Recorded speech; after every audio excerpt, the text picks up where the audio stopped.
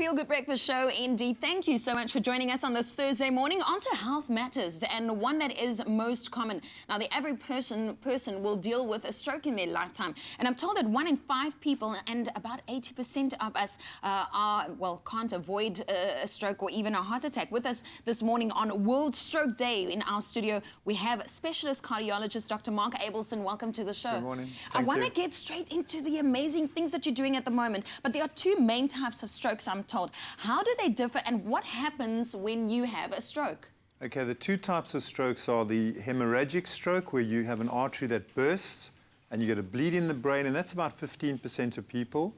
The majority are a clot, is an ischemic stroke. So a little embolus goes from the heart or the aorta up the carotids and blocks one of the arteries of the brain.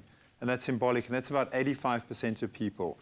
So the way they may present differently, the ischemic stroke usually presents with, weakness, neurological signs, the patient can't speak, the variety, it depends on which artery is blocked, clearly. But you're talking scientific symptoms, and sometimes we just want access to, well, simple terms. Strokes come very quickly. How do you know you're having a stroke? And that is a problem, because sometimes when it affects certain parts of the brain, the patient themselves don't even know they're having a stroke. Although they're completely paralyzed, they don't recognize that in themselves, and they will deny that they're actually having a stroke. So that delays the time that they get to treatment. But people can look out for speech problems, if the face is drooping, and if they can't move their arm. We call it FAST, face, arm, speech. Sure. And then the next thing, the T stands for time. Get that person, if you witness something like that in one of your family members or anybody in the street even, get that person to medical attention.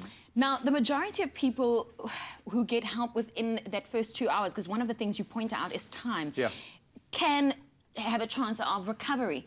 I want to talk about the clot-removing treatment that you're busy with at the moment. South African patients have a greater chance of recovery. Just tell me what you're busy with at the moment. Okay, essentially, it's called embolectomy. So it's mechanical embolectomy. The traditional way stroke is treated is that we give them a clot-dissolving drug, which we use the same in heart attacks. It dissolves the clot, but it only works in a minority of cases, particularly if it's a big clot, a major artery. So it will work in maybe only 10% of cases, but that patient's got a 50% chance of dying, and most of the survivors will be severely incapacitated. So this new treatment, well, it's been around for a number of years, but it's really only seen prominence recently because of all the published randomized trial data that has come out, which has clearly shown you go in with this little device that I've brought you from the leg. You go up from the leg all the way under local anesthetic. The patient's awake, they're lying there paralyzed, up into the brain. You deploy this device across the clot and then withdraw the clot with this device. Literally, you can take with that little device, you pull out the problem.